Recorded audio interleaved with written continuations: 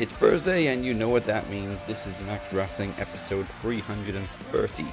This is your captain speaking, and this is the week of the Great American Bash and Road Rager, plus Chris Maldonado versus the Demoness in the King of the Mic tournament. And joining me to discuss all of this and more are the podcast machine Mike Larkin and the Max Wrestling Knowledge champion and promo champion El Jefe Moses Marquez. It's good morning. Yeah. Good morning. Good morning, good works. afternoon, and if I don't see you later, good night. Thank you, Truman Show. Thank you, Truman Show. So, I gotta just start out by saying this to get it out of the way. Drake fucking words. I swear, we need a new segment on the show. Instead of shit Mark said, we gotta do shit Drake said. Let's do it. Oh, I gotta be honest, I don't have any shit Mark Mark say anyway. Just go on and on is ridiculous. So, out of all... I wouldn't fucking tell him what time it was. Yeah. He'd probably argue with you anyway. He would. That fucking douche. Well, here's the thing. I said this to Robert Davis last night because the one thing that WWE did that's very good is September they're going back to Madison Square Garden, and the mandate is everybody must be vaccinated to be in the Garden. I said that's the one good thing. I said what they should do is have a picture of Drake Wirtz on there and said everybody in but him. Wow. So I like it, here's what happened. So out of all the days to do this on Facebook, he picks July 4th because, of course. So he writes, I'm glad that Trump addressed the Patriot veterans that are being held as political prisoners simply for being in D.C. on January 6th. Meanwhile, Marxist rioters that destroyed businesses and burned cities are having charges dropped and records expunged. Also, who shot Ashley Babbitt? So what he's saying is he's upset that white supremacist terrorist Ashley Babbitt was shot and killed while breaking into the Capitol. So she shouldn't have been breaking the law. So once she went through that window, it was fair game. And well, once any of those sons of bitches went past that little gated area, yes, you're not allowed to be on those steps out there. Correct. Period. Like, I understand if like they all hung out in the front, whatever, then there's your fucking argument. No, you guys fucking beat up cops and security guards, waltzed your way in there, and were like, well, we didn't destroy it, bro. That's like fucking going into the post office. That's like going into a bank and waving a gun and saying, "I'm not trying to rob the place." I didn't take any money. I didn't take the money, but I didn't say no to the money, and I wasn't shooting you. I was showing you how my gun shoots. There's a big difference. There's a big difference. You know what that's like? I got to make the pop culture reference early. That's like Deputy Booker when they're going into the bank. Oh, this isn't mine. This gun's not mine. The money's not mine. They're trying to figure out who they saved the bank. Yeah, so the famous Jet Jacks reference. But no, he's just so, like, what about this? And he's riding and rallying on this on July 4th. Out of all the days, Independence Day, you're glad that Trump, said this, but, we're worrying about this. And I'm like, dude, like, out of all the days and just in general, he just doesn't shut up. And it's just, it infuriated me because it's like, holy shit, man. It's fair game once you cross those lines, man. Like, there's a reason why she got killed, man. Because the dude was doing his job. Hello, Drake. Like, Deathmatch brain. Fucking Drake words. Yeah, Mike, can I channel my cousin Vinny? Yes. Did you get shot at your home or at the Capitol? At the Capitol. Shit. I like that a lot. It fits so beautifully. It does. Oh my God, that guy. All right. Well, before we get into this week's wrestling, we received this message last night from our brother, Travis Walker Anderson. Due to unforeseen circumstances, I must bid you adieu. This is me giving up my seat at Max Wrestling table. I will still compete and maybe pop up now and then for specials.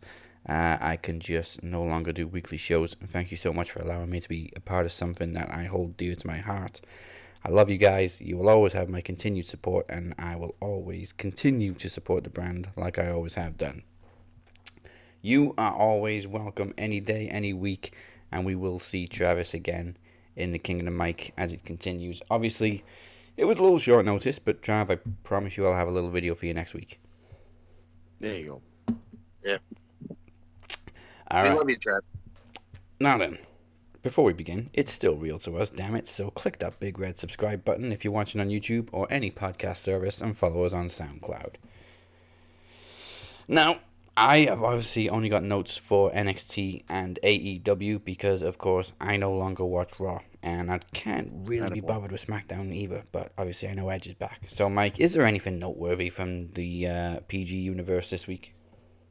Well, Nikki Cross is now Nikki Ash. Yep. So we have. Oh, they lost the tag team match, didn't they? The 8-woman tag. Yes, and Eva Marie declared herself the victor. Dewdrop and Nia Jax were on the same team. Man, it was. It was Raw. You know what I'm saying? It was Raw. It was Riddle was in there doing his thing. He beat AJ Styles with the help of the Viking Raiders. We saw a lot of things from Drew McIntyre saying dumb shit about, Davy Crockett and all this crap with the sword and the Loch Ness Monster. Oh, my God. Stop giving us history. I saw that. They said the sword is made from the tooth of a Loch Ness Monster. Yep, he said that. He's got to stop. It's ridiculous. Jinder Mahal took his sword. The whole thing was just. Why Jinder come strolling in like he wants to be fucking Taker? Because he wants to win. He wants to be in the Money in the Bank so bad, and he just, it is what it is. I don't know if we're setting up something where Drew gets taken out by Jinder. I don't know what we're doing, but I don't care. And it just, it infuriates me. And they're still doing the stuff with Alexa hypnotizing Reginald and snap out of it, and they're going to be in the Money in the Bank and the whole nine. And personally, a lot of stuff that was on Raw was very forgettable, as it usually is each and every week. And yeah, we saw Bobby Lashley and MVP against Kofi Kingston and Xavier Woods, and Kofi and them won, and they're setting up Kofi and Bobby, which they're still continuing. And it was Raw. That's all I can say is it was Raw. That was really the only thing that I can say. Just whatever. Oh, and Jackson Riker beat Elias by himself. Oh, that motherfucker's still getting pushed. So R-Truth was his tag. I don't give a shit about the push anymore. Can he wrestle anybody the fuck else? Anybody the fuck else? Because he told Elias that we're not done yet. We're not done yet, even though we beat him in the strap. Bitch. Ugh, I hate it. That's why. Mm-hmm. It's just the whole thing. I don't even want to talk about Raw. Yeah, I'm not even yawning like I did the other week. I'm just like, I don't want to talk about it. I guarantee you I'd be asleep 20 minutes into these shows.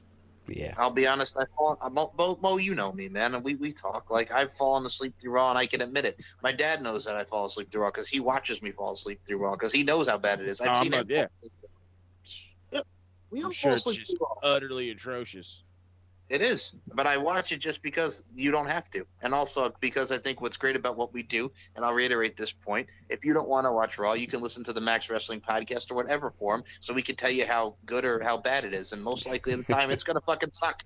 Or you can follow Buddy Murphy's advice and there's a WrestleVote video or something. They talk about it in 5 minutes. That's how I catch up because I can't watch it. Exactly. That Buddy Murphy has got it down pat. That was also my terrible Australian accent. I heard that. SmackDown is tolerable.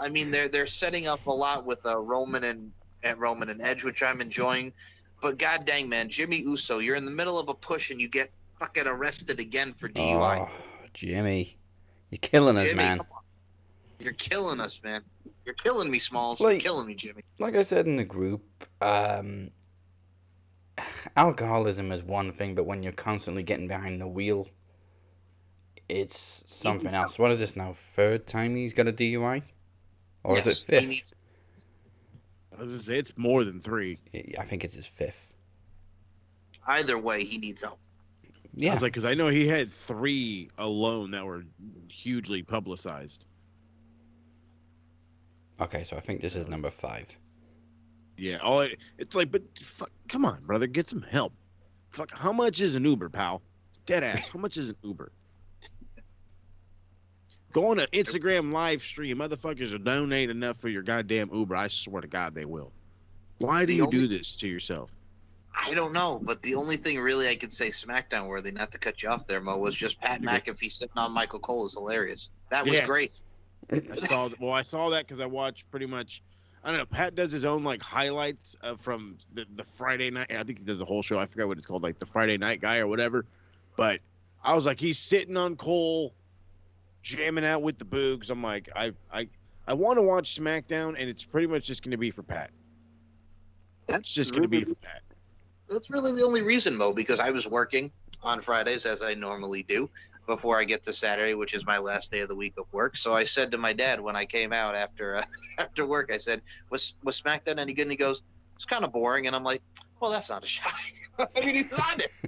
He was honest. He said it was kind of boring, and I'm like, all right, yeah. So, but all I could hear outside my door as I was working, because I work from home, was him laughing and cracking up at Pat McAfee. Which, here's the thing, people complain about that, and I'm like, it's Pat McAfee being Pat McAfee, all right? It's funny because he's getting down with Shinsuke and Boogs, and it's great, his reactions. Like, he makes it interesting on commentary. He makes Michael Cole laugh and just actually want to, get up there, be more vibrant. I mean, Pat McAfee is the best thing to happen on that commentary team. Jimmy Smith I could tolerate on Raw because Adnan Burke had no fucking clue what he was doing. At least Jimmy Smith knows a little something, and he doesn't fucking embarrass himself. I watched one episode of Raw with Jimmy Smith because I think that was his first night, and then I stopped watching Raw the week after, but he was good. I'll give him that. He is, and just Raw is just it's the retread, man. It's the retread for me. Like what they were doing, like I said, they're pushing. Jackson Riker beat him by himself because R-Truth was doing the 24/7 thing, and I'm watching that. And I'm like, okay, Cedric's teaming with Elias. Why isn't Jeff Hardy on that same team? We can have a TNA Immortal reunion. It's Jeff Hardy teaming with Gunner. You know what I'm saying? It's taking it back to the Immortal. But yeah, no, it just and the fact that they're just pushing him over and over and over. No, and Mansoor and Mustafa Ali. Over and over again because it's all in my head, and they're doing this. Yeah. And we got another rematch again at Money in the Bank, right? Bayley and Bianca. It's an I Quit match, and it's gonna be good. But I'm like, she beat her twice already. We can move on. Why is a Hell in a Cell match in the middle of the fucking feud? Okay, well I can retort that and say, why did they do Blood and Guts first and then the Stadium Stampede? Good question. See? Because and then you want to know my rebuttal for that one as the live crowd AEW mark? Go ahead, Mo. There are two factions. How else are you going to have two factions go at each other? You needed that huge crowd pop for the second match, though, which they got in Stadium Stampede when they made it to the ring. Understood. Well, the only other thing that I will say, so I got to say, because Mansoor and Mustafa Ali are starting that great rivalry that I don't care about. So Mustafa Ali's trying to teach Mansoor, to be dirty. You got to think not with your heart, you got to think with your mind and be smarter, Mansoor. And it's gonna probably lead to something where Mansoor finally beats him, or he turns heel, and him and Mustafa, are a tag team, and they're gonna do something. But ever since Mansoor has come to the main roster, it's just what have you. And yes, I know we will talk about Britt Baker's infamous line from last night on Dynamite. Oh. Good Lord, speak the truth. Oh, okay. Let's do Great American Bash first. So, first things first about the Bash. It was in Orlando, right? Yes. So why the fuck was it themed on New York? They had a Statue of Liberty on the damn stage. Because America. Because America. Fuck yeah. All right. Thank you, America. See, we made it. See, Statue of Liberty, America. I mean, technically it came from France, but okay. First and foremost, we don't do technicalities. We don't do. Yeah, I'm about to say here in America, we don't. Yeah, the only technicality is technically that's not a cow, that's a steer.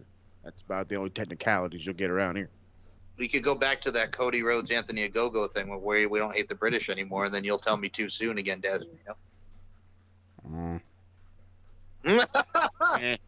Love it. Opening tag match was great. MSK, Thatcher, and Ciampa. Fuck yeah, it was.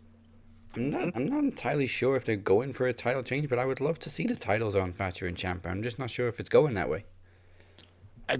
Actually, I have a bad feeling that they might be going to the main too. I feel like almost anybody that lost tonight might be heading to the main. Well, maybe not Indy and Candice, because Oh, Index is back. Who? Would you call it? Windex? Yeah. Index. Oh, Index. Oh, I was like, who the fuck is Windex? No, Index. Oh yeah, no, I seen that and I was like, oh, this is so nice. Because, like, once I seen Tegan, I was like, all right, I'm going to fast forward the rest of this shit. Yeah, and this time she wasn't unconscious. But yeah, it was also great to see Tegan Knox return and Hold cost on. them the women's tag team She's titles. 100% charged up. Yep. Fuck, her We battery gotta takes say it. forever. We got to say it, though. And I don't mean to cut you gentlemen off, my brothers. But God damn it, man. I will say this. Here's a little advisory. Tegan, be careful. Don't hurt it again. All right? No. Like, do You me wanna the see favor, Snake- and when you do your shiniest wizard, don't do it with your hurt knee. Hello. Yes, we don't want to see you back on the shelf, Tegan. I like Tegan Knox, and that's the problem. She keeps getting hurt at like the most bad times. When she's getting pushed, she keeps getting hurt. How do you think I feel? She's like the most famous Welsh wrestler right now. First and She's like foremost, the only thing I know- we've got. Okay, is this how it's going to be, man? Is this what you're going to do? It's Daz, either this is- Tegan or Mark Andrews. Daz, this is the female Okay, version that's your point. of the UK with SummerSlam '92. Yes. We cherish it because we got. This is what you're turning Tegan Knox into. Tegan Knox is a symbol of Wales. Yes, it's a great symbol, by the way. Yes, it There's is. there's a random American, like a big whale. What kind of whale? Like a beluga whale? I had to do it. I couldn't help myself. I was like, I know there's somebody that's gonna do it. Somebody's gonna a killer whale. I can't. It's too early. just reminded me of Michael Cole talking about was it Pac when he was still in WWE? Like, he's from Newcastle. That's like a 30-minute drive from London. No, it's like 3 hours. What an idiot. Oh, Michael Cole. Oh yeah, 30 minutes. 30 minutes times 6, bud. Also, we're getting Gargano Cross next week for the title with Joe as referee. That line was I'd- talking about it, the pants and everything. That was great. Oh, Like, are you really? I mean, I enjoyed the whole the segment, but I'm like, are you really gonna give this fucking like super dorky dweeb jokester dweebo the fucking belt? Like, something about this just rubs me the wrong way. I Like, I love get the Johnny, feeling. but I hate that like every takeover it's Johnny wrestling, but every time I turn on NXT, he's the goofy dude. He's the guy that he is literally the guy that would actually have a picture of fucking Doc Hendricks on his wall. He's certainly not the same Johnny Gargano he was that did win the NXT title. Yeah. But I get the feeling a lot of people are kind of turning on Cross already, and they don't really know how to combat that because they're putting him in these big matches against literally everybody. Mm-hmm. That's true. But then people, it's like, Cross is just going to squash him. Well, what do you want him to do? He's a big, fucking, powerful, heavyweight champion. Hey, if they put him against Samoa Joe, I definitely want to see Samoa Joe choke him out, man. That's an image for you. I love how Joe just casually steps in front of people like a badass. Well, that's what he is. That's what the fuck he is. He's being the Samoan submission machine. He's Joe's gonna super kill him. badass. Absolutely. Joe is cool as fuck. Bro, I see that guy walking, I'm getting out of the way. He'll push you I'm out not of the even way. gonna ask him for a picture. I'm like, holy shit, it's Samoa Joe after you, sir. Okay, so I mean, how can you not? When the man was in Ring of Honor and he used to come out to Mama Said Knock You Out. Come on. Yeah, mixed with Godzilla's roar. Yes. Yes, exactly. Love it. That's just like 2 reasons to run away right there. By the way, what's with the tag division? Because you guys mentioned Index, man, and everything that's encompassed there. Man, Candice and Indy win it after beating friggin' Dakota and Raquel on the same friggin' night. You know, the whole crapola that happened there. Yeah. And now we have new tag teams of Io Shirai and Zoe Stark, who I like They- Zoe Stark. Future Stars Wrestling, the whole nine. I like them both, but it's a makeshift tag team, and Mm-hmm. they've only teamed together maybe once or twice, and already they're tag team champions. Yeah. Yep. This is kind of like how Raw and SmackDown do things, where they just throw people together instead of having actual tag teams. You mean like the Dirty Dogs? Like the well, the Dirty Dog- Dogs were tag team champions, but I mean, you've got like women's tag teams that didn't really get a shot, True that. and or True broken up that. and fired, like the Riot Squad. Oh, don't get me started. Uh, Well, I got to mention it because there was something that came out of SmackDown. Liv Morgan and Zelina Vega. Liv Morgan beat Zelina Vega in her return, which a lot of people are like, oh, like first and foremost, they're building to the story where Liv Morgan's going to finally get the Money in the Bank. You know what I'm saying? But with Zelina Vega, I mean, the story going around is it's the similar thing with Aleister when we get to Tommy End on AEW. It's like, okay, they regret having to fire her because they know that they fucked up, and there was a lot of people that wanted her to stay, and they pretty much fizzled out the situation. Both apologized on both ends, and they came to an agreement where it's like, hey, come on back. So they kept in contact with her, and this was a situation where they were able to get her back on the deal. And I'm sure she missed a lot of the friends that she made along the way, so they got Zelina. Well, on the other end, Tommy's just like, I'm going to go over here 30 days, bye. Oh, yeah, nice fuck up, bud. Yeah, right? They were, again, like I was saying before we got on air, like I think they were trying to get him to stay, but then again they forgot to update it, and then while they're trying to do whatever they need to do to get him to stay because they know they have a commodity like they do with Zelina Vega, he gets fired and he's just like, okay, I'm gonna go over here now. Yep, now's my time. Now's my time. Also, main event. So, Cool Kyle and Adam Cole, are they 1-on-1 now? Yes. Yeah. Okay, so I'm guessing we're gonna get a third match too. Yeah, we need the rubber. We need the rubber match. We're getting the rubber probably SummerSlam weekend. Which is weird because they started unsanctioned. Yeah. Things are going backwards. We got unsanctioned matches first. We got Hell in a Cell matches in the middle of the feud. We're just gonna end up with straight wrestling rules for the blow-offs. Mm-hmm. That's how we roll. Straight, not right down the middle. We don't even need no weapons, just right down the middle. Let's have a fine joust, shall we? We have a duel, if you will. Let's fight like men.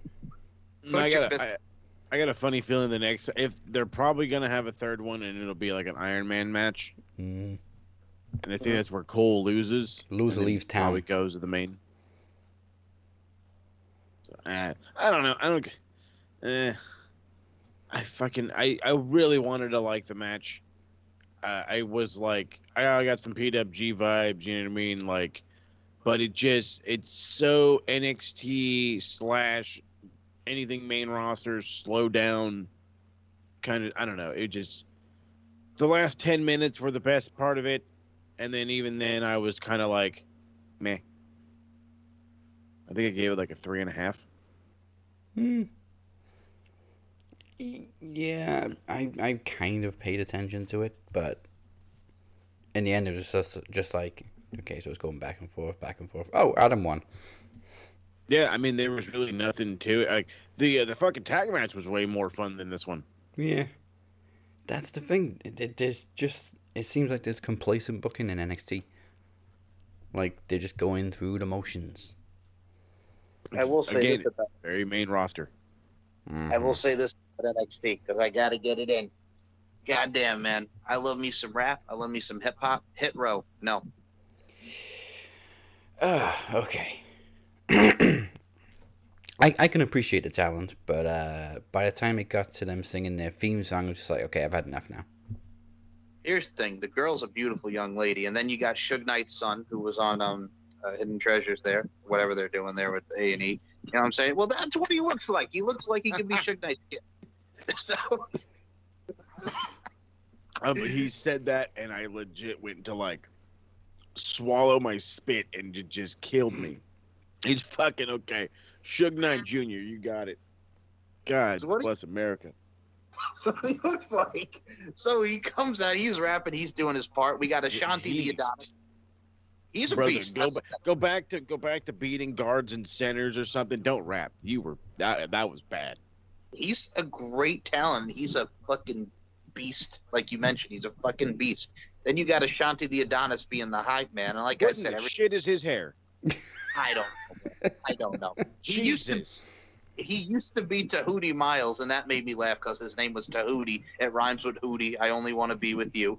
So it's one of those things where you got him being the hype man, and then you got the girl who's a cutie, who we mistaked for Lacey Lane, which was hilarious, Kaden Carter, but it wasn't Kaden Carter. I mean, at least her rap wasn't too bad. No, first and foremost, she reminded me, you know what it is? I'm going to say this right now. It's not even Suge Knight. They're a bootleg version of the Junior Mafia. She's playing the role of Little Kim. Friggin' Swerve is Little C's, and then the other two guys. So yeah, the bootleg version of Junior Mafia.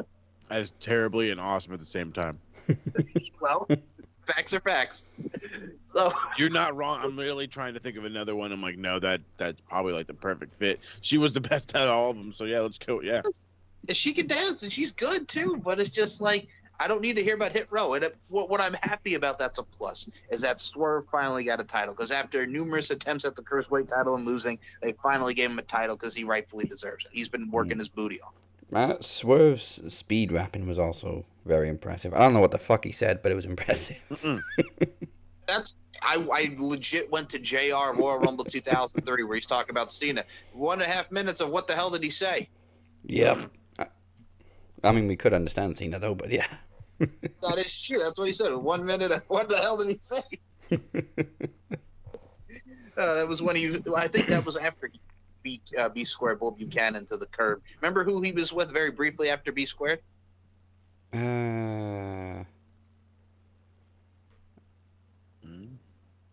No, I just remember going from B Squared to being alone. Who was he with? He was with Red Dog, who would later go on to be Rodney Mack, Thuggin' and Buggin' when they released D'Lo Brown. Ah, he backed the Mac player. He backed the Mac player. Yeah, he was Red Dog very briefly because that was Rodney Mack's name in OVW. He was the Red Dog. REDDOGG, Red Dog. Woof. All right. Thank you. All right.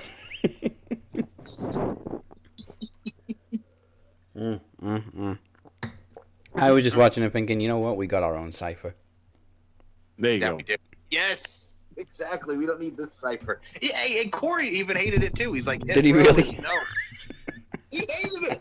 Corey and I were talking about that. He's like, Hit Row was no. He said they cannot rap worth a damn. He only said it in our group chat, man, our little promo order group chat. He's like, they can't rap.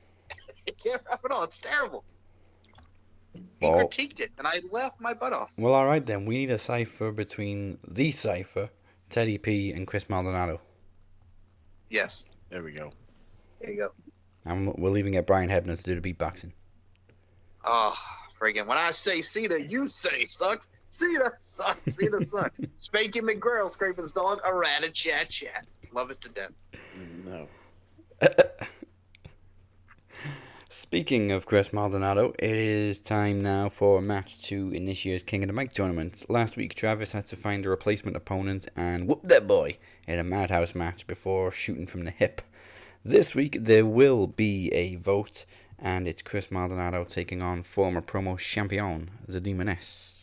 The NIC rocking the MIC, and she's a crazy ass bitch, as she said when she's beatboxing. Gotta give her some love. Demoness, come to caress, take your soul, put it in a hole. She's the Demoness. Whoop whoop.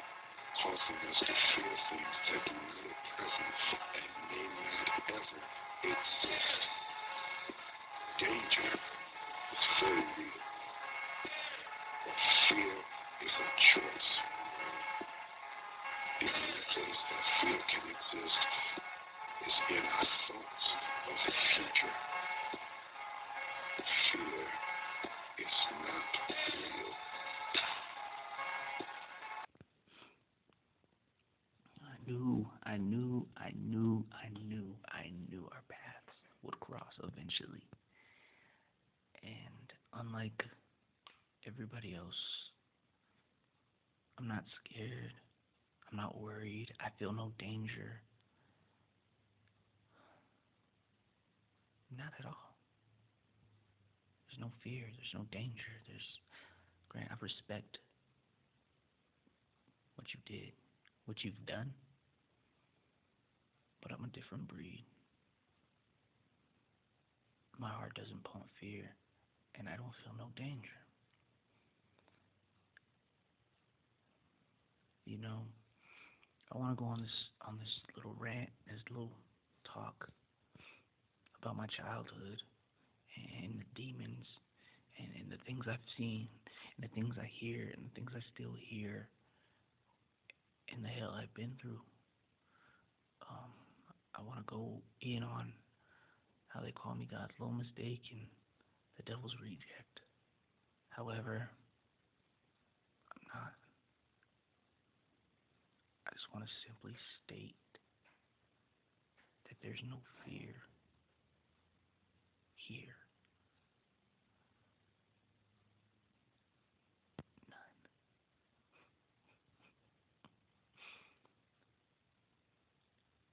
Oh, evolution is fucking beautiful, bruh.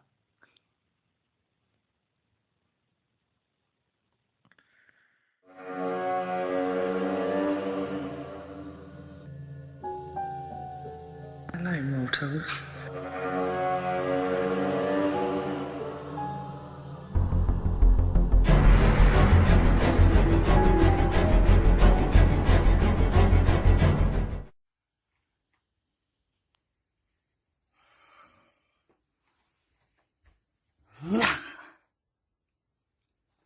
Hello, my mortals. It is us, the Demoness, the one, the only. The darkness always summons us. Chris Maldonado, my sweet monster. You interrupted our promo. That was bad of you. Even if you was sticking up for the Demoness, you should not have got involved with our little plans. But it's okay. Because finally, me and you are facing each other. And I know that you're afraid. Because Amir wasn't, and I ripped his tongue out. So guess what I'm going to do to you when I get the chance. Be careful, Chris. When the lights go out, that's when the fun truly begins.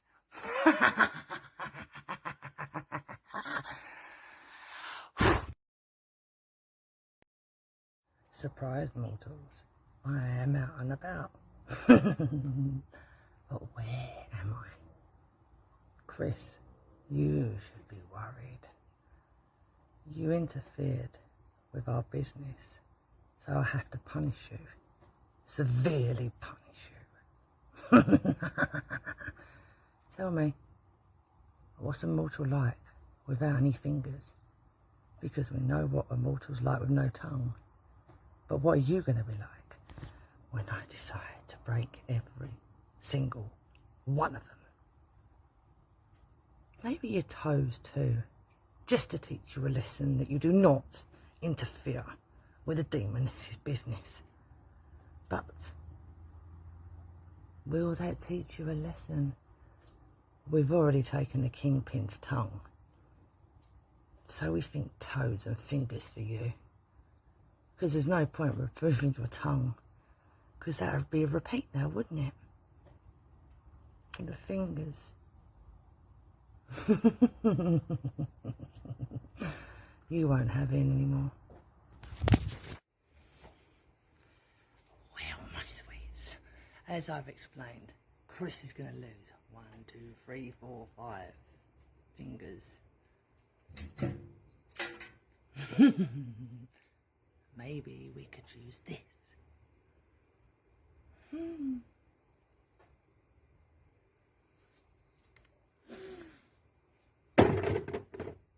See how painful that was? Chris, You have been warned. Do not play with demons. Not this one. This one always ends badly for each and every one of you. And Chris is my first. I'm coming after each and every one of you. And you want to know why? I will be queen of the mic, queen of the demons, and queen of everything. Not that I need to be royal. I already was in the demon world. Mortals, for the rest of you, I am coming, and I am fire, and I am bringing every eerie, creepy detail I can. Don't underestimate the Demoness, because the last time you did that, I ripped a tongue out. So don't think for 1 second there's nothing I cannot do. I will be queen, and all you little ants will start to scarper. And King Mo, we have unfinished business. I'll see you all soon. Embrace the madness. Embrace the darkness. Everybody dies. See you in hell, mortals. It's the Ultimate Vanessa, your girl's favorite wrestler, and you are watching Max Wrestling Podcast. And now, we're going to take it to the max! Ooh. Hey, this is Tommy Dreamer. Hey, this is the charismatic enigma, Jeff Hardy. This is the voice of Killer Cross. Hey everybody, it's the interview queen, Alicia Atute here, and you are currently listening to the Max Wrestling Podcast. What's up everybody, this is AJ Kirsch, and you're listening to the Max Wrestling Podcast. This is the CEO of Shane Taylor Promotions and Ring of Honor superstar Shane Taylor, and you are listening to the Max Wrestling Podcast. Hey yo, what up? It's Darby Allin. And you're listening to the Max Wrestling Podcast. Ladies and gentlemen, welcome to the Madhouse. Welcome to the Madhouse. Giving you all your wrestling information to the extreme. And right about now, we're about to take it to the max. It's time to take it to the max. It's time to take it to the max. It's time to take it to the max. And we're about to take it to the max.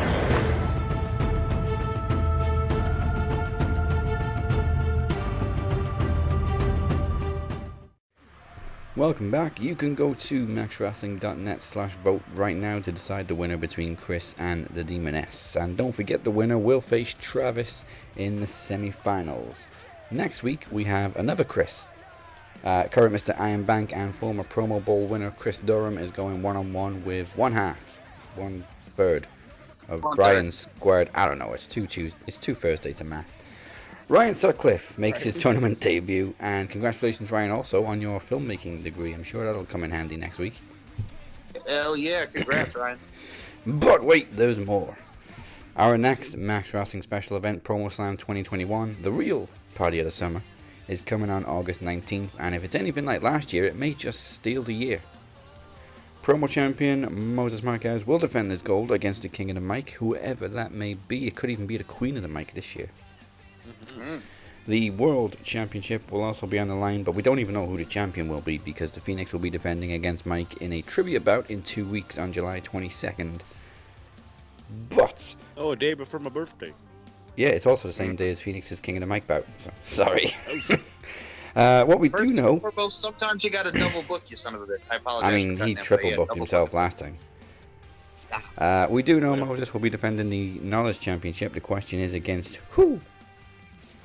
On August 17th, we present the first ever Ring of Games on the pre-launch show, which will feature 4 potential challengers competing in a series of new trivia challenges to earn that spot at Promo Slam. For more information, go to maxwrestling.net/promoslam2021.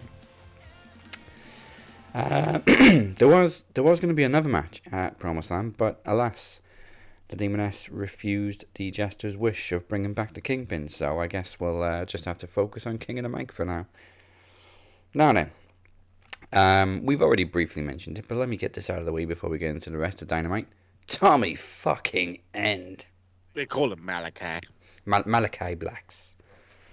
I mean, he dropped his teaser vignette like a few hours before.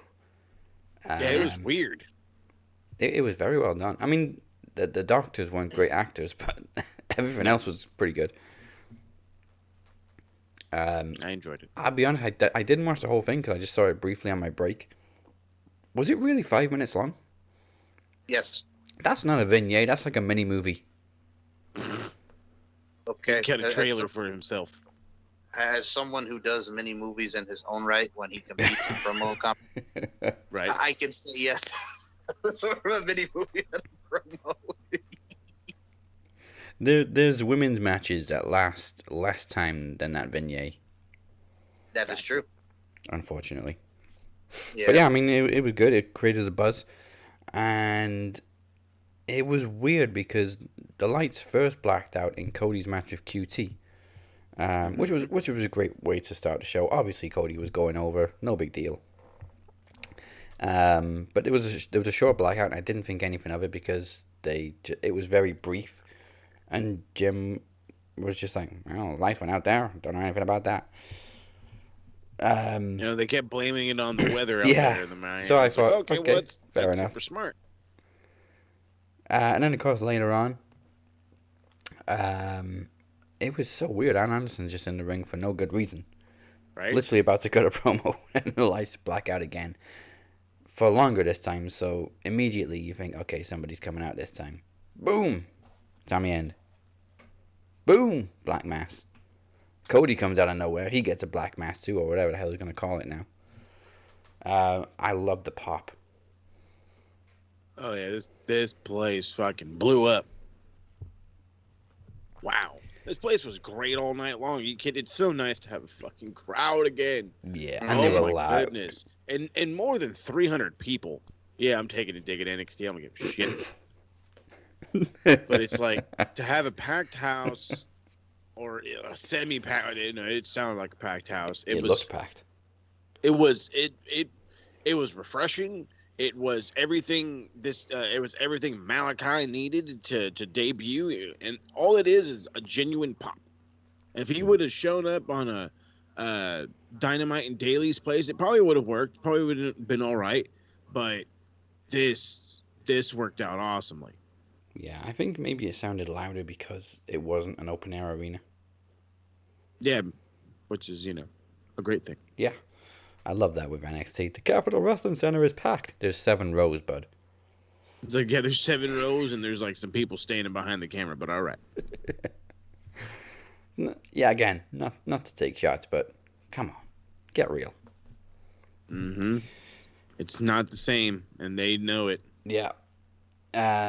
Obviously, we don't know the ratings for last night yet. Not that they're really important because we watched both shows, but some people do really care about it. The only thing we care about is Raw going below 1 million. Can't wait for it. Mm-hmm. If that sounds harsh, I don't give a shit. Fix your shit. No. And the problem is, too, a lot of people make the argument, but wait till the live crowds come back for Raw and all that. I'm like, well, I mean, if you can somehow get over the shittery that we've seen, I hope so. But like I said, you can be optimistic as much as you want, but let's see where it goes on that side of things. Yeah. And also, we saw... Now, Mo, I got to ask you, because this ties into AEW and everything that we've seen this week as well. So his wife, the one and only Zelina Vega of Malakai Black there, got into it with your boy, Dave Meltzer. Pretty much she's lost respect for him. You know what I'm saying? And she called him fucking stupid. What the hell was that, man? Your boy's going at it with Zelina Vega. So, I don't even know what the hell the deal is. What was she bitching about? He pretty much called her a sellout. Oh. So? The fuck? I mean, she was bitching about unionization and goes back to him, so then whose fault is that? You're looking at him, you're pointing your finger at Dave because he says you're a sellout. When legitimately, just as Daz said and as your fucking Twitter was 2 minutes ago, you're all about unionization. Zelina Vega signs with WWE. Where the fuck did that tweet go? Hold on, I got it. So she wrote active footage of dirt sheet riders trying to think of the next lie to post about me, and she put a GIF. And here's what happened after that. Hold on. But where's the lie? Hold up. So during Wrestling Observer Radio, Dave Meltzer brought up her tweet. Oh, Dave wasn't happy with this Thea Trinidad tweet. He now has no respect for her and called her fucking stupid twice. And Vega addressed Meltzer's comments and said she lost respect for him tearing down and degrading women in the business for no reason, which shows probably she's referring to the Peyton Royce thing. That was from a while ago. Oh, my God, because he said she was fat or whatever. Like, fuck, get over your fucking self. So, hold on. Here's the rest of this. She wrote, "Hey, Dave, instead of name calling, I'll ask you to please point to where I said all dirt sheet writers in that tweet, or would that make your aggressive and nonsensical argument invalid? You can keep your respect, as I lost mine for you when you started tearing down and degrading women in the business for no reason. I wasn't referring to you, but if you think the shoe fits, that's on you." Because Meltzer had wrote, "You should point out who lied and the specifics of the lie rather than a blanket statement and group people in one category. I explained that in detail how horrible it would be to say something bad about wrestlers that only applied to a small percentage of them." So they went back and forth. So what I'm getting at here is she's still bitter about this guy saying what every fucking guy in the back says about all you fucking broads, and you're gonna get mad because he's a dirt sheet writer and not a fucking wrestler. Like, get out of here with that bullshit. So he said fucking Peyton Royce was fat. Nia Jax is fat. Nyla Rose is fat. She's also used to be a dude. You know how often that gets fucking thrown around? Get over your fucking self. Like, dead ass. Aren't you also making a fucking 6-figure salary on OnlyFans?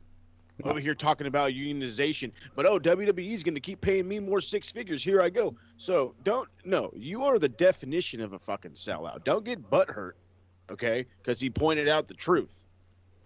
That's what it is. You got told what the truth was. Oh, shit, he's fucking right. Well, we know he's right. You know he's right. Was he a dick about what he said? Sure, whatever. You have to lose respect for him because he called you out, and then you relived shit from 3 years ago. Go back to your OnlyFans. Good day to you, madam. Well, I don't think she's allowed now. She's back in WWE. Hold on. She had that. She was making that money while she was in WWE. Well, as she'll put it, it is the cosplaying OnlyFans because she doesn't get naked. It's the cosplay. Are you or are you not making 6 figures? That is very true. I'm just saying, man, it's not naked. I'm just saying she's not getting naked, man. She's not naked. Again, I don't think WWE cared if she was getting naked or not. They still didn't want her to do it. Exactly. When you make more money than your WWE contract and you're bitching about unionization, and then you go back to them, you are the pot. You are the kettle calling the pot black. You are that is you, baby. You are the definition of a fucking an idiot. She also apologized. There was apologizing on both sides of them because the fact that they knew that they shouldn't release her, and she, I guess, apologized for that whole thing, and she took down the unionization tweet, and there were ongoing conversations to get her back. Go ahead, man. I'm sorry. So does she not support unionization now? Is that okay because WWE said sorry? Exactly, just so she can get back in, man. Exactly. They made the deal. So again, don't get mad because the dude called you out. If you want to be bitter about what he said and how he carries himself about some shit, go right ahead. This is America. You can fucking feel however the fuck you want, dead ass. But when he points out you're fucking wrong, don't start backing up and I lost all my. Why? Because he told you the truth. It's the fucking truth. It is. It really was. Meanwhile, she had this other great option, and I know it's a thing of they're gonna go from WWE to AEW. So what? She had it made in AEW. Her husband's just debuted. Andrade's there. He just had his first match last night. Mm-hmm. Two perfect There's opportunities. Opportunity there. But nope, she wants to go back, crawling back to Vince. Exactly. She could go back to Impact. There's that. There's always that as an option. The indie run is always an option. But AEW would more than willing, I'm sure, would immediately sign her for a little bit more money than WWE did because I'm TK and I can do that. Yeah, I said that. TK reminds me of the Yankees. Like, I'm going to go out there and I'm going to get the best player. Oh, well, he deserves this. I'm going to pay him a bunch more because we're the fucking Yankees. So that's what TK reminds me. I'm going to pay you a little extra because I can. You bring her in, and even if she's just a mouthpiece, she'll be used in a better way. If she decides she wants to actually get in there and compete, she might be in a decent spot on the fucking women's roster, considering that the women's roster doesn't have that many stars. The point is options were there. And you went back to the easy one, a.k.a. selling out. Cha-ching. There you go. I'm about to say, whose bank account got bigger? So I will also add now, since we're off that now, because, you did what you needed to say there, and you were correct. Well, one last thing as well. So she comes back and she loses her first fucking match. Well, first and foremost, that doesn't bug me because it tells the story of Liv Morgan wanting to get in there. That's fine, but as I think Moses or Harold, one of them said, don't put them against each other then. Exactly. All right. I got nothing against Liv Morgan winning, but you've just brought Zelina Vega back after all this drama and she loses. That exactly. Words right out of my mouth. If you're going to all of this rigmarole, you're in talks for weeks, all this bullshit, and then, hey, guess what? Bam, there you lose. Give her a fucking squasher or something at least. Not against Peyton or fucking whomever. Not against whoever, Liv. Sorry, I called her Peyton. Not against Liv because I understand the Liv push now thanks to Mike because I'm not gonna watch this fucking main roster shit. But again, if this is what you're booking, you guess who books the show? The people that signed her fucking back. So you can fix who she goes against, right? Right? This is wrestling. It's scripted. That's what I've been hearing my entire fucking life. It's fake, right? All that shit. So then what's the fuck? How hard is it? How hard is it? Well, to say, hey, she's coming back. We better not make her lose day one. See, you say that so eloquently, but someone will argue, but they put her in Money in the Bank. Because someone will say that. So that's a nod? Apparently. So you lose in your return. This supposed big return, shocking return. You lose. But hey, guess what? You're still in Money in the Bank. See, like I said, they can twist it. They can twist it. That wasn't an obvious bargaining chip. Prize? Fuck out of here. So this also goes to Tommy N now, because we were talking about this, and there are people that are already saying he's doomed from the start because they say he's going to get fed to Cody, and because their first person that they're going to put him against is Cody. It's the thing with Cody again. It's the Cody. Who says that, Mike? And I love you to death for bringing that up. But you know who says that? Yes. Marks say that. Guys who legit can watch Vince McMahon have a man fucking killed in the middle of the ring and defend it. Just saying that. It's yes, Cody is a little overpowered. But the last time I checked, and this is coming from a guy that watched a lot of New Japan, when you're dominant in your wins, but you make the other guy look great, you're not burying anybody. A burial is when I'm Triple H and I go up to Booker and he's fucking prime time main event. Oh, I should win the belt. I ain't gonna win shit around here, bud. That's a burial. When let me give you another fucking prime example of a burial. Rob Van Dam and Triple H from 02.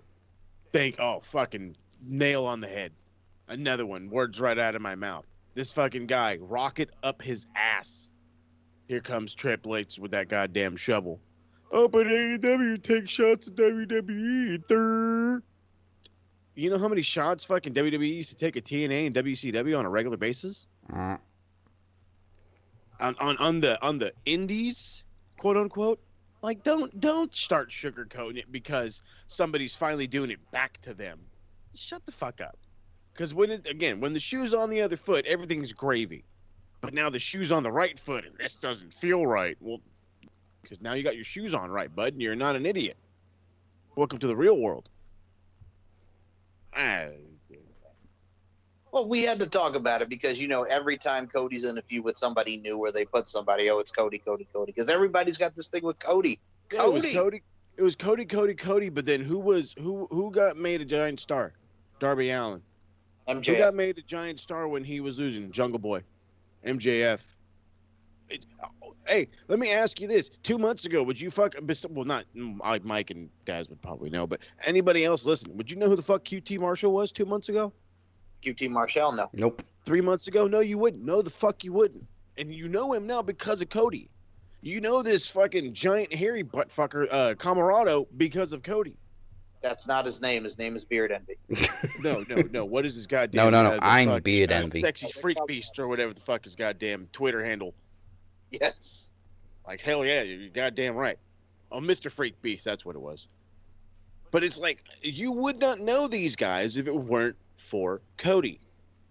So when they say, oh, they're burying, how are they burying when you now know of these dudes?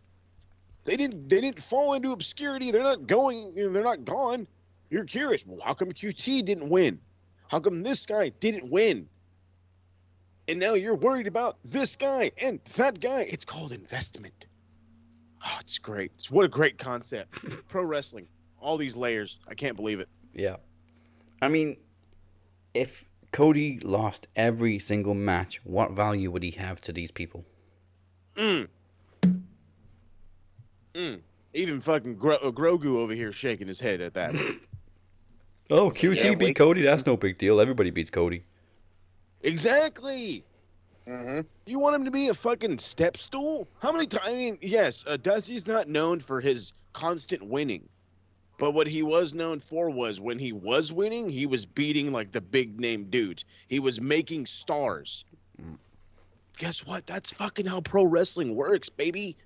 I get it. WWE has warped people's minds. Pro wrestling has not been a real thing for, I swear, it feels like at least 15 years. Yeah. You know what, though? When Mox went on a run for like a year, winning match after match after match when he was world champion, nobody gave a shit. Everybody was cool with it. They got a problem with Cody, Kenny, and the Bucks. Why? Because they're executives. Because they're EVPs. So, are they still good? Yes. First off, let's be real right now. When you're the young, and you bring up the Bucks, and I fucking love the Young Bucks. Okay, they're the greatest thing since sliced bread, and I'll fight anybody about that one right now. Okay, they're so great. It's ridiculous. These guys are the biggest heel team in wrestling, not pro wrestling, not amateur wrestling, not sports, in all of motherfucking wrestling. That's why these marks hate the fuck out of them, because they're doing their job. Oh, I can telegraph their matches.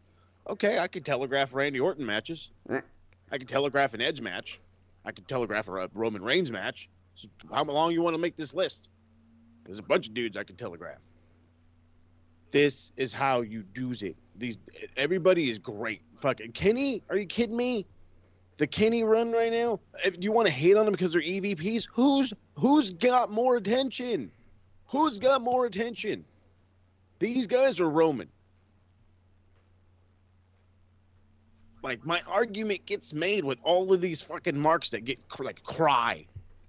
But they this, but they that. But you're still watching. You're taking your time out to watch. Let's be honest. Whether it's on your fucking DVR, whether it's live, or whether you're watching fucking highlights, you're still watching. Let's be honest. Roman didn't do anything this week. The only reason he got talked about was because his cousin got another DUI. Thank you. It's full circle, baby. Man, this grass is green on the other side. I assure you. And you go. When you're talking about wake me up before you go. No, the thing too is like when you talk about the Cody stuff, and I will admit right now that shit did not work. But he's got, like we talked about, getting over MJF and everything in general on that front. The one thing I will say, because this also goes to it, as I'll come back to it, but god dang, man, I know we're going to talk about the line of Miss Britt Baker. I did see my boy Nick comment under the Max post about it, and he wrote cringe. And the way I can pretty much go about it is, if I was to tackle a guest, there are some fans that, like we talked about the competition and how the competition in professional wrestling, which is good because that's what you need is competition in business and all forms of art forms, right? So god dang, man, there are still people that do complain. It's like, why can't they just focus on their other stuff? Why they got to keep taking shots at WWE? I'm like, competition, man. Competition. Is it just a shot at WWE though, or is it a shot at Saudi Arabia? Because let's be honest, nobody agrees with WWE doing business with them. We don't even want to cover it every time they go to Saudi Arabia. We're like, no, we're not going to predict this shit. We've done that for years and years and years since they started going over there. We're like, nope, we're not going to talk about it. Personally, I couldn't because, like I said, it felt dirty. It's the blood money. And she was very apropos and hit it on the nail in the head with that comment, man. The only reason why Mansoor's winning matches is because he's over in Saudi Arabia and he does it for the people and they bring him hope. He says it every time he goes over there, goddammit, because it feels so good to be back in Jeddah, Riyadh. I give my people hope. And it's just like, God damn it, we get it. You know what was so great about Britt dropping that line, though, was you could hear the crowd going, oh. But you could also the reactions from Rebel and Tony were just like, shit, did she really just say that? Yeah. Hey, but people want to bitch about the shot taken? Hey, remember that stupid clip fucking WWE put about her being squashed in that enhancement match? Like literally right before her World Women's title win. It was right after, no? It was right before the pay-per-view, yeah. It was the week, right the before week the of the pay-per-view. So again, don't go fucking poking a hole in a bag and then saying I didn't do shit. Okay? There's fucking jabs on both fucking sides. So yeah, it was a jab at fucking Saudi Arabia and WWE because it's about the money, baby. I will say the only thing that I did like Saudi Arabia-wise was that, so when they did Natty and Lacey Evans, right? So I understand. We've seen it 10,000 times on Raw here in the States. But you go over there where, it's very strict with the women. I did like now that they were putting that over because it's something, again, gives you the hope. The hope, baby. That I thought was handled all right, but everything else they could fuck right off. Yeah, it was good. Yeah, it was good that they were able to have a women's match. But what about the women that lived there? Did they got any more rights? I don't think so. That is true. That's the other downside of that. Because, again, you give them hope, but it's just like, what about the women that lived there? Exactly correct, Desiree. And that's why we don't support this shit. That's why we don't. That's what I'm saying. If there's anything we don't support, is every time friggin' blood money would come up, we say no. Yeah. We say, fuck that shit, we're out. No thanks. Also, if you want to talk about taking shots, just remember, it's a marathon, not a sprint. Shit, we about a mile plus ahead, partner. And then at the end, it was just an imaginary war. Yeah, okay, is that why you brought back the Great American Bash? Thank you. Is that what you started doing in your house? Great American Bash is a jab at Cody, yeah. But I digress. Hangman, speaking of Kenny Omega, finally confronted Kenny. Great segment. Loved the passion you could see in Hangman. He was awake. He may have been a little bit sober, but also kind of a little bit. Just cleaning house, and Omega's reaction was solid. Then when they got face to face, it was kind of like, you really want to do this? You serious about this? Let's do this. Come on, let's go. Oh yeah, it's going to be a great match, and it's going to be a hell of a pop when Hangman wins. It's fantastic. I'm glad you brought this thing up. Fucking TikTok's been killing me lately. I'm somehow in the everything wrestling algorithm right now, and that's totally fine. But some of these fucking guys are morons, absolute morons.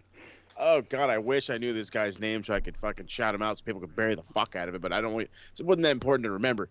All I remember is somebody said hey, do you think Hangman's gonna be AEW champion? And he's like, fucking AEW fans say they love long-term booking, but this isn't no fucking long-term booking. I don't know what the fuck they're talking about. And I'm like, they've been building this for a year, you fucking idiot. How big of a moron are you claim you're an AEW fan? I fucking rip this nerd apart. The fact that if you can't tell that this is somewhat of a storyline based on Kenny's former tag team from Japan, the Golden Lovers, then I don't know what the fuck to tell you. This is very similar. This is when Kenny went heel. Okay, when he was Bullet Club Kenny over in Japan and Kota had to do his own thing. This is what this is. But now it's Americanized. And now you have the ultimate prick heel Kenny and the guy who's been on this meteoric run for a fucking year. The most over guy in the company that when he fucking headlines it, well, not headlines a show, when he opens a show, he fucking blows the roof off the place. Okay, again, I'm the guy that damn near rated him and Cage 5 stars because of how fucking just his reaction alone. This guy is over like nobody's fucking business. The storyline is fucking great. I cannot wait for this. Kenny is the ultimate chicken shit heel, and it works so well. Evil Uno, by the way, how this guy is not like a fucking promoter or a manager is beyond me. Like the way he walks out there and he was like, "Oh, you're afraid of my friend," and all this. I was all about it. Mr. I Kenny was Omega. all about it. And then the whole Bangkok line. What is the capital of Thailand? Oh, are we doing geography now, Mr. Kenny Omega? Oh yeah, I was like, really, dude?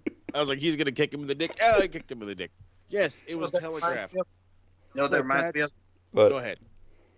Sorry. And I just have to say, as soon as you said that, I started cracking up because flashbacks, you know me and my old noggin, man. American Pie? What's that? Is it American Pie? Oh, this is a pro wrestling reference. Oh, okay. Oh. So it reminds me of Christian Cage when he was the NWA World's Heavyweight Champion going against the Alpha Male.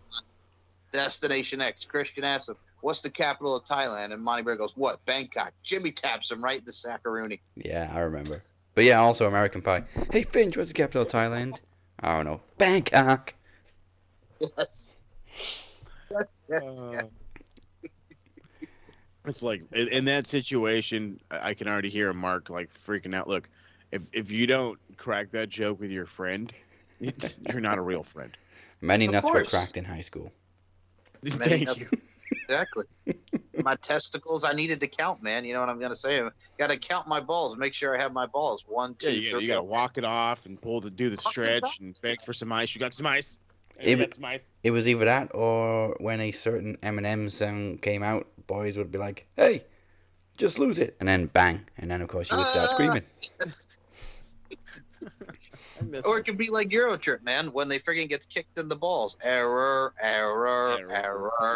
with the Robo balls, man. Another great movie. Evan McCabe is rebooting. It's loading. It's loading. By the way, this also goes back to Omega again for a second here, because again, Moses, I know you could rant like you tore apart that nerd, as you so eloquently put it there. Didn't you post that in RWT? I think you posted that in RWT, right? I don't think I did, but I'm gonna have to now. Okay, so these will probably be the same people that are saying Kenny Omega's not drawing anything with Impact because of the lowest rating ever. What was it, 69,000 or something like that with Impact? How is that Kenny's fault? But he also got them their highest rating, and I don't know how long on his first episode. So Because I think because they turned out during the main event, which Kenny Omega was featured in that 6-man tag.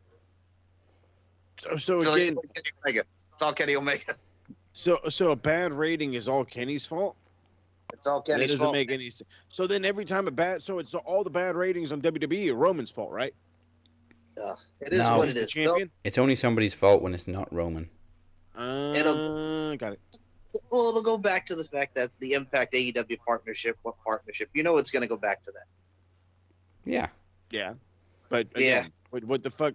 Whose name is on the bill? Impact. Yeah. So who's gonna have the bad show if they don't say book Kenny to look like $1 million or whatever?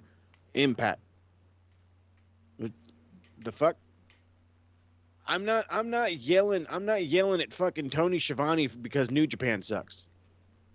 I'm not yelling at fucking Vince McMahon because MLW doesn't make sense. Like, do you fucking stupids? It's people, man. It's people. And this is also... People piss me off. Yeah, there's also we got Moxley and Carl Anderson for the U.S. title coming up. Which yeah, Fighter Fest next week. Also, that was another point I was going to bring up. I mean, look at the Good Brothers. They've literally on both shows every week. Mm-hmm. They're consistently now part of AEW. Yeah, I just asked in the TSK the other day, or last night. I was like, "Hey, are they AEW now?" And Rob, in a heartbeat, "Nope, they're still Impact." Well then, goddamn. Like, this is great. The Good Brothers are basically propping the Forbidden Door open. Yeah. They're the bouncers of the Forbidden Door. They really are, though. I don't know. I'm so excited to see Carl Anderson show off in the singles. I heard a couple people already moan and groan about this one, and they're like, "Oh, this is just a stupid way for Moxley to beat up Carl Anderson." I'm like, Do you even know who fuck Carl Anderson is? Like, you know this guy fucking went all the way to the G1 final and lost, right? Like, his fucking G1 run was ridiculous. Oh, you got to understand. These are the same people that just see Carl Anderson as a part of the club in WWE. They don't know about the machine gun Carl Anderson. Do your fucking history. I mean, last night they literally showed clips of him in New Japan doing his thing. Yes, he did. Go do your history. I assure you it's worth it. Yeah, Vince. I mean, fans. Hey. You heard him. Okay, so the face-to-face with Jericho and MJF. We've already talked about the Pinnacle in a Circle. It was great in so many ways. First of all, the live crowd singing Judas Never Gets Old. The thing I love about it is you can see Jericho just being blown away by how passionately people sing it. And then right as the song just reaches its conclusion, its climax, you just see him deck some douchebag on the stage. I was like, wait a minute, what the fuck? The camera's like close up on Jericho, next thing he's punching somebody. Who the fuck was that? And then of course they cut to the crowd and you go, oh, it was an invader. Yeah, hey, I mean...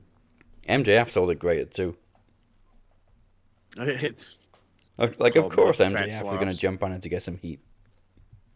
Oh yeah, that was great. But they also they didn't hide away from. Obviously, they cut the camera away instantly to hide who the guy was, but they didn't pretend it didn't happen.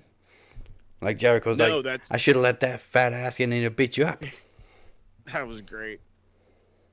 Way to play off of like real life. It's good stuff. Yeah. Well, that's the thing, too. You know you're doing something right if you're MJF. You got the guy wanting to attack the ring because he's such a great heel at what he does because he's a student of the game. Yeah. And he's a kid. He's a fucking kid. God damn. This company is full of, and I hate to say it like that. I do and I don't. I'm fucking old, so to me they're kids, and it's like I see MJF as a kid too. But he looks older than me.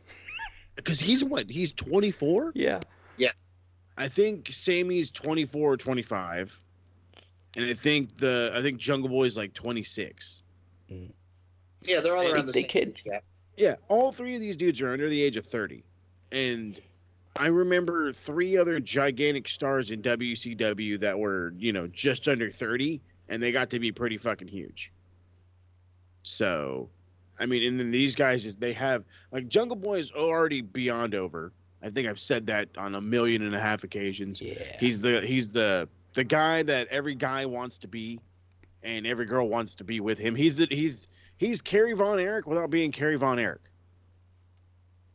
He is that kind of guy. And fucking Darby is, that's the other guy I didn't think of was Darby. But him too, that crazy bastard. Tell me this fucking guy isn't over just by being a fucking lunatic. It's insane. That boy. I can't think of a single person on a WWE roster anywhere near this age and this talented. I can't.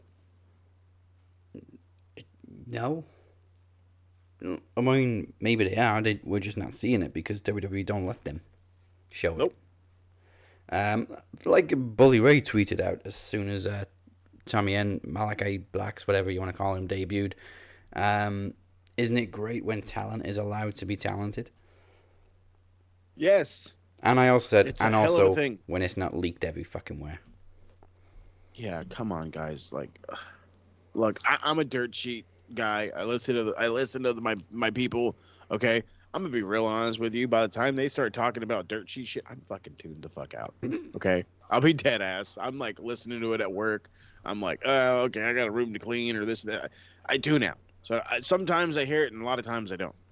I have to go back and re-listen because I saw it on the fucking internet. Yes, plastered all over Facebook. And it's like, well, this guy's gonna debut tonight. Shut the fuck up. Thank you. Come on. Like, then stay off the internet. I shouldn't have to. You should just shut the fuck up. Like, shut the fuck up. It's not that hard.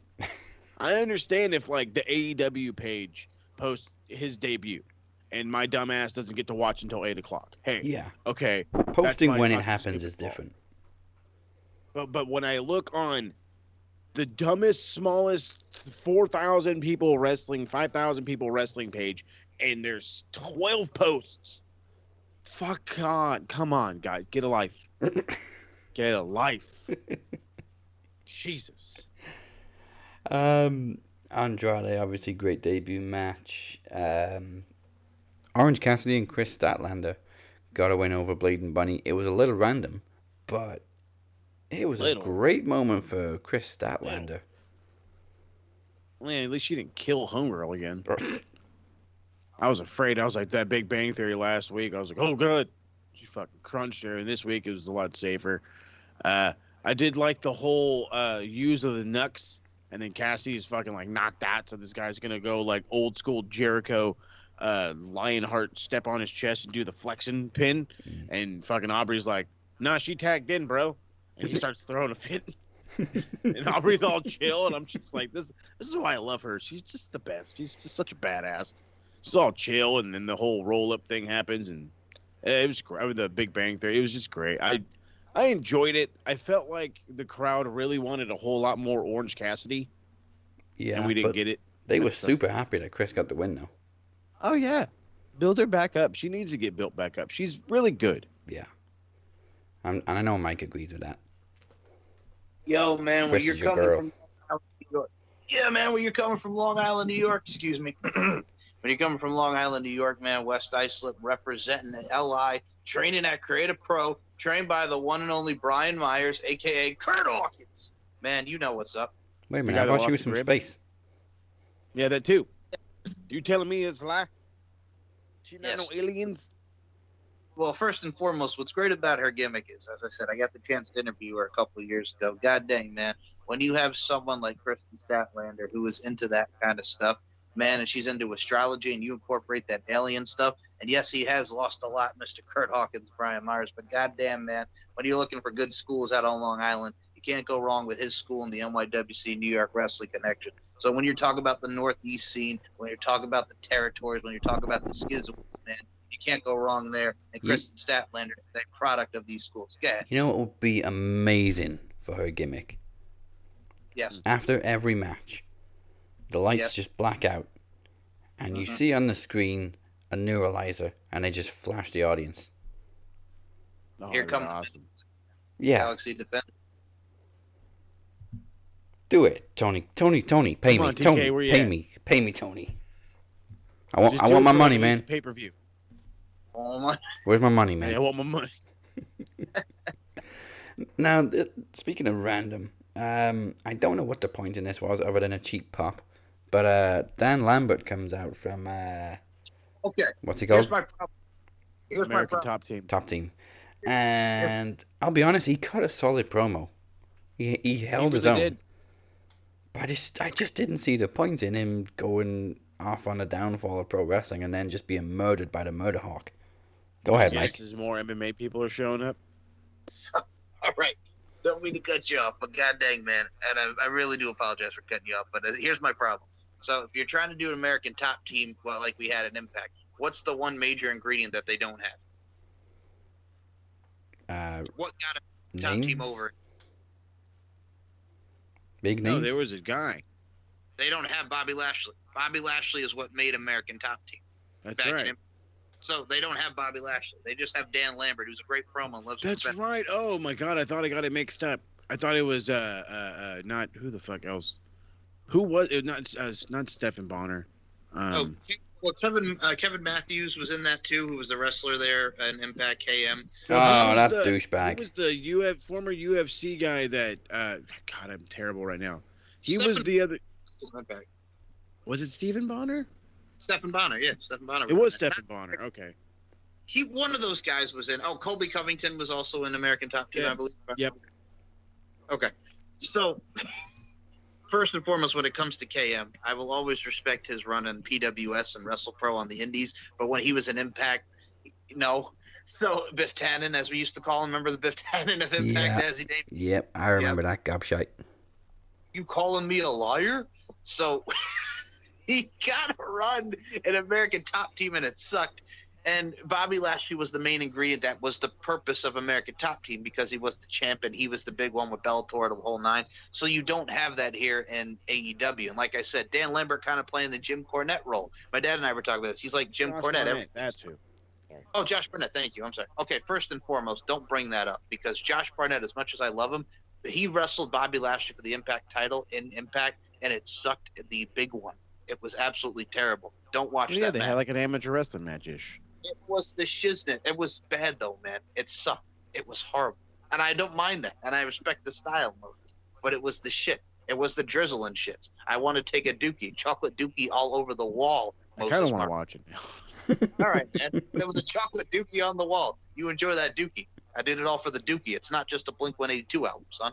So anyway, I digress. So when it comes Hold to on, wait, whoa. You did it all.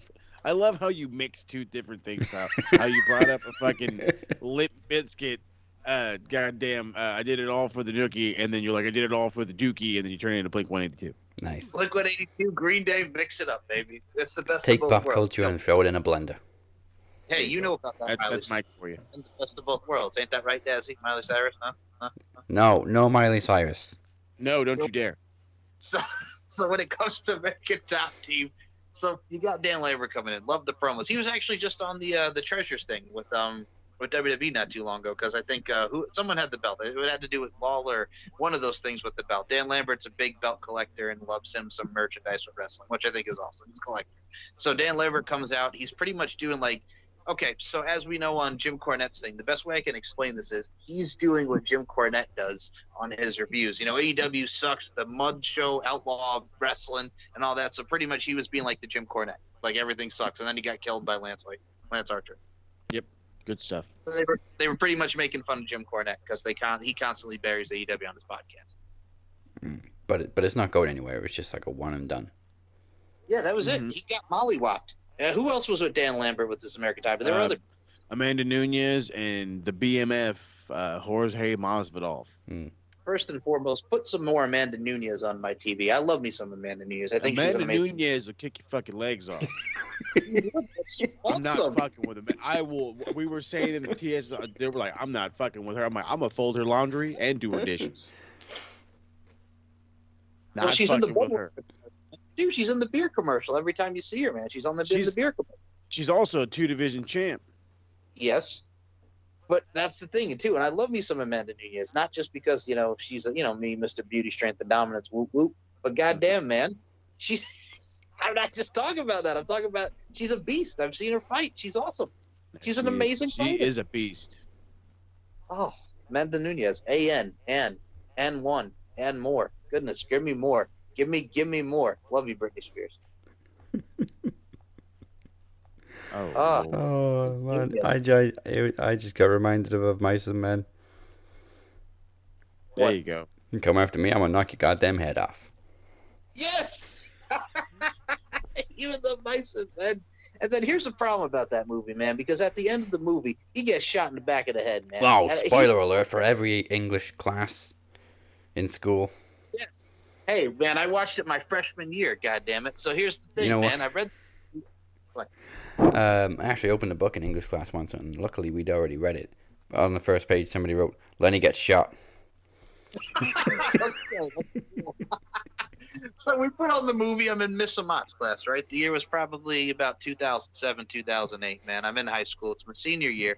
So I'm sitting there in Miss Amat's class, right? We're watching the movie, and at the end of the movie, it's just, I get to tend the boom. Shoots him right in the back of the head. Didn't even get to say tend the rabbits, man. Then he just friggin' interrupted the sentence to shoot him in the back of the head, right? So I get to tend the boom. Shoots him right in the back of the head. It reminded me of when I was watching Gandhi with Ben Kingsley in Mr. Faulkman's global history class, right? So I'm sitting there, we're watching Gandhi, and then the end of the movie gets shot. He's just like, oh God, and then boom. You know what I'm saying? It's the most anticlimactic, and you're trying not to laugh as a 15-year-old because it's a very serious time in American history, baby. So it's just like, yo, you can't laugh because, it's very serious and we're trying to watch it. But then we got yelled out for laughing. It's like, I'm sorry. The man gets shot and goes, oh, God, what the hell you want me to say? It's so anticlimactic. It's the same thing when I get to tend the boom, Oh, American history. Was it like Peter Griffin when he falls over? That's what it was. That's gonna leave a mark. Speaking of leaving marks, I'm doing good with segues this week. Main event was violent as fuck. Great. Tag team title matches: the Young Bucks versus Penta and Eddie Kingston in a street fight. And boy, was it a street fight. I mean, you got Eddie Kingston literally ripping a freaking table apart. And then just... I didn't get that. I was like, what the fuck are you doing, bud? Like, what are you doing? I mean, he steals people's shoes too, so it's Eddie. Just let Eddie do what he wants to do. You know what? I'm not going to argue with that. I'm going to take your shoes. I'm going to take the legs off the table. Don't ask questions. You got it. Also, a mouthful of thumbtacks just get super kicked the fuck out of his mouth. God. I always cringe at that spot. Yeah, me too. I can't. It's really... Okay, if you know how to do it and it looks cool, but still, he could swallow some of those things. Yeah, not only that, imagine if, like, fucking one of them, like, lodged in his jaw or something. Mm. You know what I mean? Like, fuck. I'm sure even Mick Foley watching it, like, fuck that. Like I remember when I used to do that crazy shit. But yeah, it was a hell of a main event. Very brutal, very violent. But Young Bucks are still tag team. I didn't expect Penta and Eddie Kingston to win the titles. If anything, if there was ever going to be a title change, it should have been Eddie and Mox. But obviously, Mox had to take some time off. He's had his 2 weeks, and we will see him next week against the Machine Gun. Oh God, I can't wait. Overall, that was a great episode of Dynamite for the first one back on the road. Oh, fucking 5 out of 5, 10 out of 10, whatever the hell you want to call it. Excellent show, no downside at all. And I'll even admit that NXT was pretty good this week too. I really didn't have any issues with it. I actually enjoyed watching NXT, but I guess call it biased or what have you. AEW for me hit on all cylinders. Yeah, I mean, like we said about NXT, it's good. There just doesn't seem to be any creativity there. Nah. Wait, the only thing, like, the downside for me, like we talked about earlier in the show, and I gotta mention again, man, you got Suge Knight's son, and you got the bootleg Junior Mafia, and you got Lil' Kim over here talking about Crush on You. I don't need to see that. I love that. It brings me back to my 90s days, but god dang, man, don't have them rap. Just have them doing their thing, you know what I'm saying? He's speed rapping, he's crapping, he's tapping, and we be mapping out all the spots, calling all the shots, shot callers, big ballers, whoop whoop. You know, that's what they were doing. Yeah. It was Hit Row, not Skid Row. I'm talking about Hit Row. Yeah. Especially don't sing your entrance music because it's still just Hit Row, Hit Row. Mm-hmm. Yeah, it's kind of annoying. Yeah. Right, okay, we get it. Not like John Cena who rapped an entire song for his entrance music. There's 3 verses. First and foremost, man, you know you love listening and watching some John Cena verses and spitting them bars. Man, I knew those verses back to back. Yes, you did. But also the fact that the guy can rap. Well, because we both listened to that album, You Can't See Me, which still is one of the most underrated albums. You can fight both Dazzy Dangerously and I on that because it is the shiznit, and it's great from top to bottom. It's the joint, baby, gotta make it loud. So let me hear some noise from the crowd. Chain Gang is the click. Dazzy Dangerously, take it on over. And if you don't know by now, we want you to know. Exactly. That's it. Yeah, so we've covered pretty much everything. Obviously, we got Fyter Fest Night 1 next week. On to serious things, of course. There is a link in the description of this episode. Some of you may know TNA legend Don West is having his battle of his own right now with lymphoma. There is a link to a GoFundMe page in the description of this episode. We all love Don West, and of course this is kind of personal to us because a very good brother of ours has been through this himself, so go check out the GoFundMe link in the description. They're over halfway there already, so and of course nothing but best wishes to Don West. Absolutely. One of my favorite meetings of Don West was at Westbury, Long Island. I got to say, the man was sweating. He was screaming. He was just loving what he was doing, man. Just getting to meet with people. Probably one of the nicest guys ever. Take the time to talk with you. Talk about the merch. Just talk about the product. Just an amazing human being. On TV, yeah, he was just a cheery ball of energy. I love Don West commentating. QVC. He came from QVC where he's freaking like, buy, shop, TNA. You got a deal here. Shark Boy action figure, Curry Man. They're hot off the press, baby. Like, that's what it was. It's Don West. He's energized. Also, one of the great commentating catchphrases, "You got to be kidding me." Yes, exactly. That's the thing, too, man. Also, here was the thing. Well, go Red, go. He was Amazing Red's manager, too. Go Red, go. Yeah, early TNA, a lot of great memories with Don West. Let's keep it going. Well, thank you everybody for tuning in. This is the Max Wrestling Podcast. Remember to like and follow Max Wrestling on Facebook, subscribe to our YouTube channel, and follow us at Max Wrestling UK on Twitter, Instagram, TikTok, and of course on the ClickTalk network. We are looking at ways to change the website URL so it's not so long, but we're having trouble because they won't let us use just ktn.weebly.com. So it's clicktalknetwork.weebly.com. Go check it out. Click, of course, is spelled KLIQ. You can check it out with Netpicks, Open Roads, Smart Mac Radio, On the Mic with Mike, Ryan Squared, Bold Rivals, Wrestling Millionaire.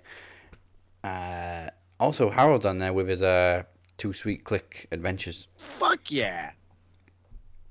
Hey, first off, that guy's made me want to go to LA and just go to a bunch of places. I'll tell you right now. They are some fun food critics. Harold and Cypher, you are the worst people for making me hungry. Yes. Fucking hell. Everywhere you guys eat or everything you guys make, I gotta get a piece. Also, Crimmins cooks a lot too. That he does. He gets down. DC gets down. Stop making me hungry, guys. Son of a gun. Follow us on social media, of course. It is the Captain 512, MCL92, and SMR Podnet, and for old time's sake, at Walker_TA92. Before we tap out and bid you adieu, remember Twitch makes Vince's dick itch. Everyone on Anchor thinks he's a wanker, and everyone on TikTok thinks he's a cock, including Moses Marquez. That was smooth. That was smooth. So there's so much stuff I'm just gonna pull it back here.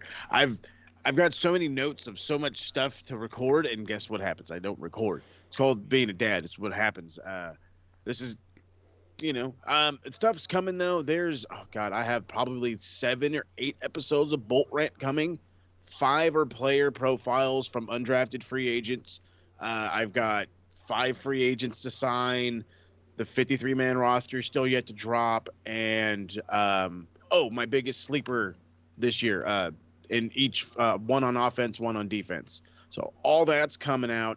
I have notes for, are you ready for this? Halloween Havoc 96, In Your House, Buried Alive, and the following week's Monday Night Raw and Nitro. So I think all that's just going to drop Monday. So if you've been dying for more retro, it's coming, and it's coming in a heap.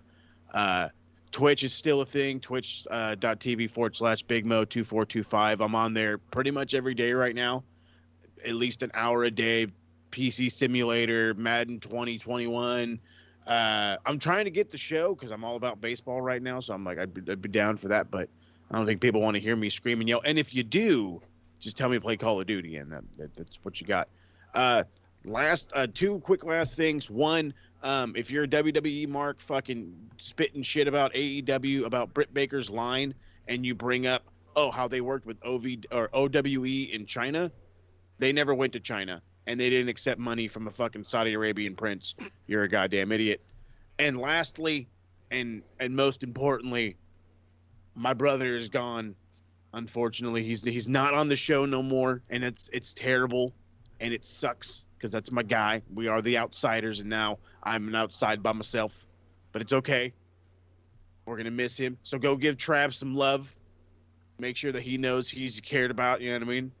Life is hard, people. Life is hard. Appreciate y'all. All right. And Mike, who you been talking to?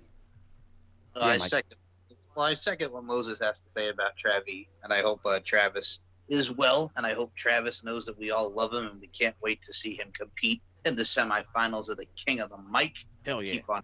Hell yeah. I will say this, Moses Marquez. Hell yeah. You better listen, because the latest LFC podcast is up with Santino Brothers' own Jezebel Romo. She'll be competing. I'm all over that one.